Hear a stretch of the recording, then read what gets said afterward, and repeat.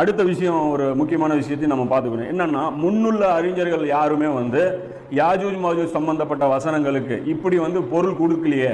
அதாவது நீங்க கொடுக்கக்கூடிய பொருள் புதுசா இருக்குது, இது அந்த காலத்து அறிஞர்களுக்கு ஏன் தெரியல, இந்த வெள்ளைக்காரர்கள் தான் யாஜூஜ் மாஜூஜ் அப்படின்னா அது ஏன் அந்த காலத்திலே இருக்கக்கூடிய வாழ்ந்த மக்கள் சொல்லல அப்படிங்கிற ஒரு கேள்வி இயல்பா எழும்.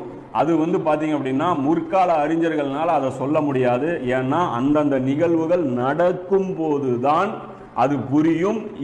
இது தான் குறிக்கும், இந்த வசனத்துடைய பொருள் இந்த நிகழ்வோட தான் குறிக்குது அப்படிங்கிறது அந்த காலத்தில் இருக்கக்கூடிய மக்களால் மட்டும்தான் புரிஞ்ச முடியும். முன்னாடியே வாழக்கூடிய மக்களுக்கு அது புரியாது. ஆனால் நபி ஸல்லல்லாஹு அலைஹி வஸல்லம் அவங்களுக்கு மட்டும்தான் புரியும். சஹாபாக்களே கூட அது மாதிரியான விஷயங்களை தவறாக புரிஞ்சிருக்கக்கூடிய சில உதாரணங்களை நாம் குறிப்பிடுவோம்.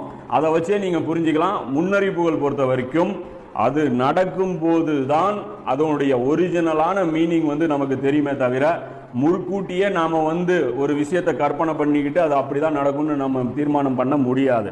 இதை பற்றி அல்லாஹ் குர்ஆன்ல சொல்றான், ஒவ்வொரு செய்திக்கும் நிகழ்வதற்கு ஒரு காலத்தை நாம் நிர்ணயித்துள்ளோம், இதை பின்னர் அறிந்து கொள்வீர்கள்ங்கிறான். அதாவது அந்த காலத்தை தான் நீங்க அறிஞ்சு கொள்ள முடியுமே தவிர இப்போது அறிய முடியாதுங்கிறதுல இந்த வசனத்துல அல்லாஹ் கொண்டு வரோம்.